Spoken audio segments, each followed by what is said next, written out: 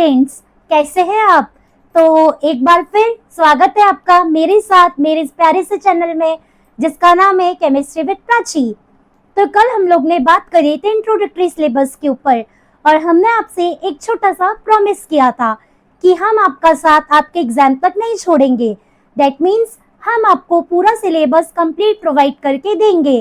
तो उसी वादे को पूरा करने के लिए हम फिर से आए हैं और हम लोग शुरू करते हैं क्लास 11th का यूनिट नंबर 1। तो याद आया आपको, अपने यूनिट नंबर 1 का नाम है some basic concept of chemistry. Some basic concept of chemistry, ये है यूनिट नंबर 1। तो हम लोग ना बात करते हैं कि केमिस्ट्री क्या है। आप यदि देख पा रहे हैं तो मैंने बोर्ड में कोट लिख के रखा है, chemistry it is science of atom. पर मैम ये क्या है, ये तो बुक में लिखा हुआ है, ये तो बुकिश लाइन है और हम कभी बुकिश लाइन पे नहीं जाते हैं, हम लोग अपनी लाइंस बनाते हैं। तो इसको 2 मिनट के लिए हम भूलते हैं, ठीक है। अब हम अपनी यूनिट पे बात करते हैं। अब इस यूनिट में ना काफ़ी सारी चीज़ें आपको नई सीखने मिलेंगी। इतनी सारी चीज़ें मिलेंगी जो आपको सिर्फ 11th नहीं बल्कि आपकी पूरी 11th, आपकी पूरी 12th और कॉम्पिटिटिव एग्जाम में भी आपकी बहुत सारी हेल्प करने वाली है।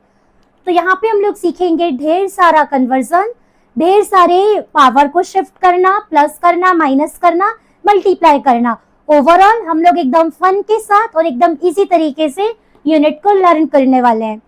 अब केमिस्ट्री जैसे बोलते हैं ना तो हम सभी के माइंड में एक वर्ड आता है, एंड यू नो वो वर्ड क्या है? That word is matter. Matter, हम लोग बात करते हैं मैटर के बारे में। अब मैटर, मैं आपको पूछूं मैटर क्या है? ये मत बोलना मैम वो जो स्कूल के बाहर होता है वो वाला मैटर नहीं बात कर रहे हैं, हम लोग बात कर रहे हैं साइंस वाले मैटर के बारे में। मैटर तो एनीथिंग, इसके आगे तो शायद आपको आ गया होगा, anything which has mass occupy space called matter, है ना, गॉट इट। ये matter, anything which is mass occupy space, इसको मैटर कहते हैं।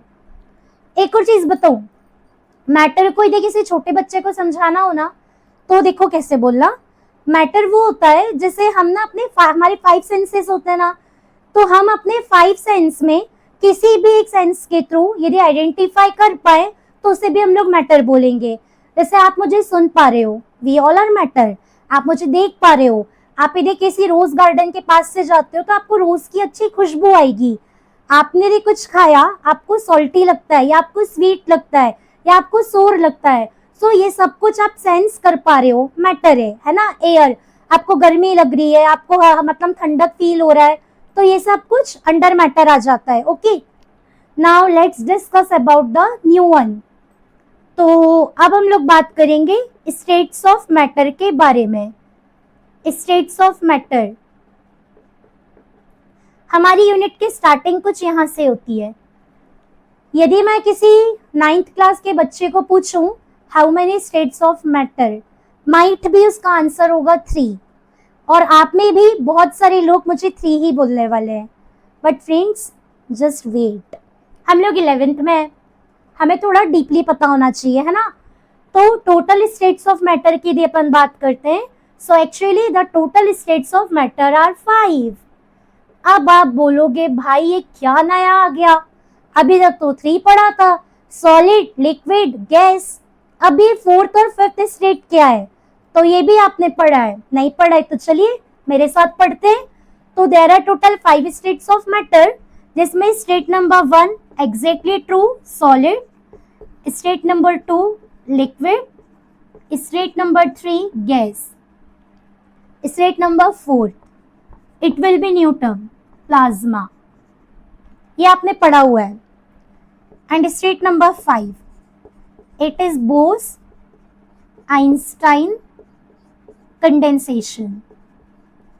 सो actually states of matter total 5 है, बट ये 5 स्टेट्स ऑफ मैटर में आपको किसी को भी बताना है कि 3 कॉमन होती है। ये करेक्ट है कि टोटल स्टेट ऑफ मैटर 5 है, बट ये 5 स्टेट ऑफ मैटर में स्टार्टिंग की जो 3 है ना, सॉलिड, लिक्विड और गैस, यही कॉमन है, ठीक है। चलिए, आई होप यहाँ तक का आपको समझ में आ रहा है। तो यदि आपको हमारा पूरा कंटेंट अच्छे तरीके से समझ में आता है तो प्लीज मेरे इस चैनल को लाइक करिए, अपने फ्रेंड्स के साथ शेयर करिए और हमें सब्सक्राइब करिए ताकि आप कोई भी न्यू अपडेट से छूटे ना। तो अब हम लोग थोड़ा आगे बढ़ते हैं। Now let's move to the new topic. अब हम देखेंगे difference between solid, liquid and gas. चलिए फ्रेंड्स, डिफरेंस हम लोग पढ़ना शुरू करते हैं।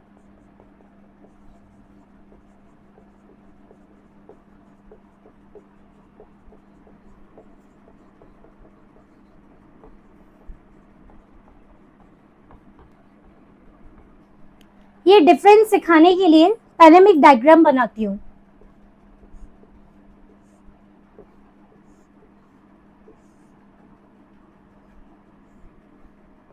मेरी ड्राइंग ज्यादा अच्छी नहीं है, हो सकता है आड़े तिरछे हो जाए, जस्ट इग्नोर इट, ओके।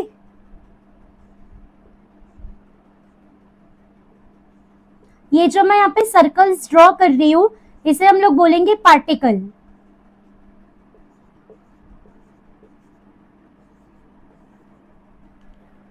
ये है सॉलिड, ये है लिक्विड और ये है गैस।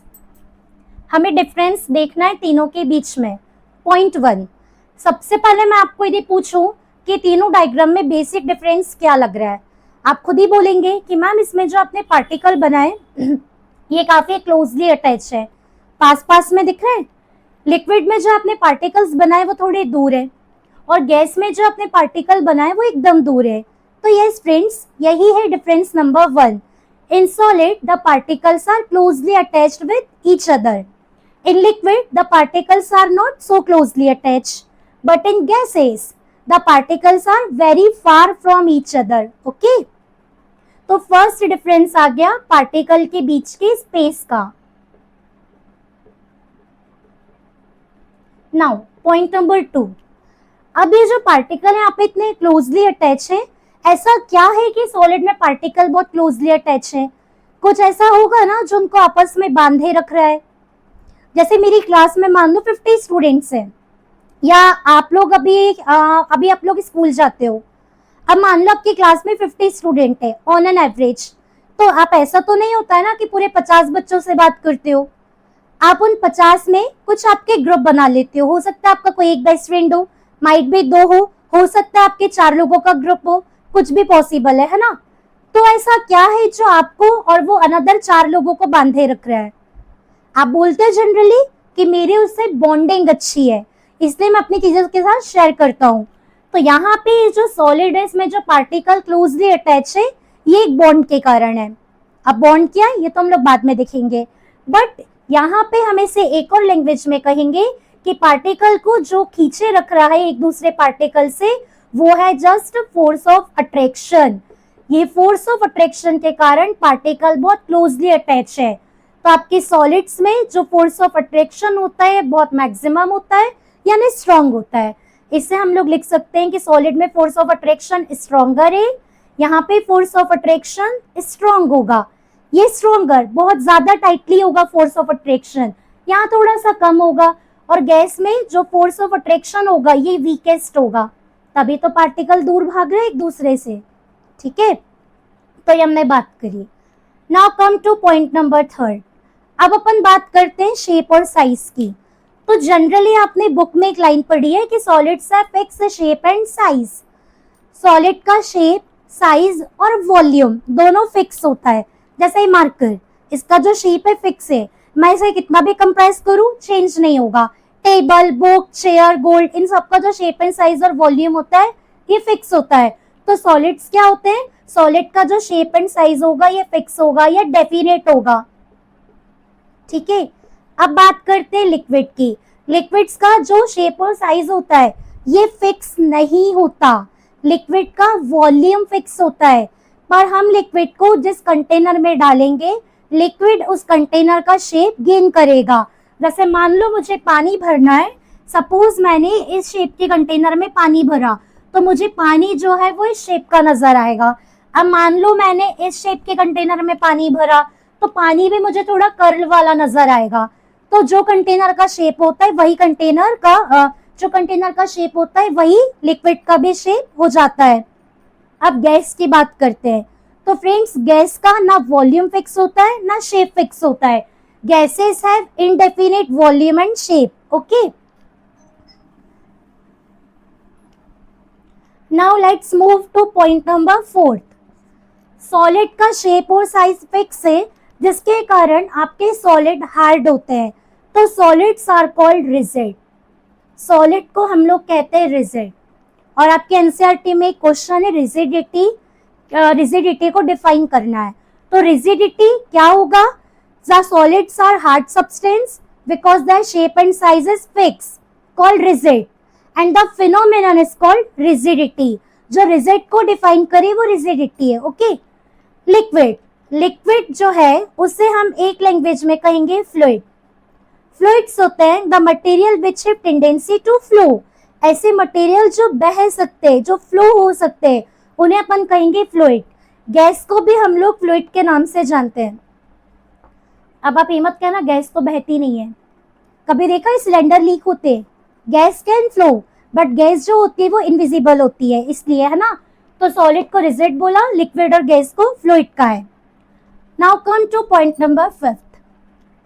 अब हम लोग बात करते हैं काइनेटिक एनर्जी के बारे में. एक नया टर्म इंट्रोड्यूस कर रहे हैं. The term is kinetic energy. नाम तो सुना होगा, KE. हम इसे ऐसे लिखते हैं. काइनेटिक एनर्जी एक्चुअली अप्लाई होती है मॉलिक्यूल या पार्टिकल के कॉलिजन के कारण, टकराने के कारण. अब देखो सॉलिड में जो पार्टिकल से बहुत क्लोजली अटैच है. अब यदि मैं बोलूं कि सॉलिड के पार्टिकल को आपस में कोलॉइड करना है, सपोज पार्टिकल नंबर 1 इसे मान लो कोलॉइड करना है पार्टिकल नंबर 6 के साथ, तो ये पॉसिबल नहीं है, क्योंकि इसके बाजू में पार्टिकल 2 है, इसके नीचे पार्टिकल 4 है, और इतने पास पास में कि बिल्कुल भी जगह नहीं है. तो सॉलिड में पार्टिकल का कॉलिजन पॉसिबल नहीं है. इसलिए सॉलिड्स में जो काइनेटिक एनर्जी होती है ये एकदम नेग्लिजिबल होगी, ना के बराबर होगी, निल होगी, क्योंकि सॉलिड में पार्टिकल का कॉलिजन पॉसिबल नहीं है. लिक्विड में पार्टिकल के बीच में थोड़ा फ्री स्पेस है, तो ये पार्टिकल इससे इंटरेक्शन कर सकता है, ये इससे इंटरेक्शन कर सकता है, ये यहाँ पे जा सकता है, ये सारे पार्टिकल कंटेनर की वॉल से टकरा सकते हैं. तो लिक्विड में कॉलिजन पॉसिबल है क्योंकि यहाँ पे फ्री स्पेस है. तो लिक्विड में सॉलिड के कंपैरिजन में थोड़ी काइनेटिक एनर्जी होती है. हर लिक्विड की अलग अलग होती है, क्योंकि वो विस्कस और नॉन विस्कस पे भी डिपेंड करता है कि लिक्विड कितना गाढ़ा है या पतला है ना. तो लिक्विड के कुछ काइनेटिक एनर्जी होती है. Now come to the gases. Gas में पार्टिकल आप देखिए कितने ज्यादा दूर है, तो फिर एक क्वेश्चन आता है कि गैस की काइनेटिक एनर्जी कितनी होगी. अब गैस में तो बहुत सारा फ्री स्पेस है, आराम से कॉलिजन पॉसिबल है, कहीं पे भी जा सकते हैं, पार्टिकल मूवमेंट कर सकते हैं. तो गैसेस में जो काइनेटिक एनर्जी होती है वो सबसे ज्यादा होती है. Gases have maximum amount of kinetic energy. Okay, तो डिफरेंस तो और भी होते हैं, लेकिन ये 5 पॉइंट एकदम कॉमन है जो हम स्टेट ऑफ मैटर को डिफरेंशिएट करने में हेल्प करते हैं, सॉलिड, लिक्विड और गैस. तो डियर फ्रेंड्स, आज हमने देखा अपनी यूनिट 1 का टॉपिक नंबर 1. अभी ऐसे बहुत सारे इंटरेस्टिंग टॉपिक है और हम उसको बहुत आसान तरीके से समझेंगे. जब तक कि बने रहिए हमारे साथ और हमें बहुत सारा प्यार दीजिए और एकदम हमारे चैनल को सब्सक्राइब करना ना भूलिए. Take care, have a nice day, good bye.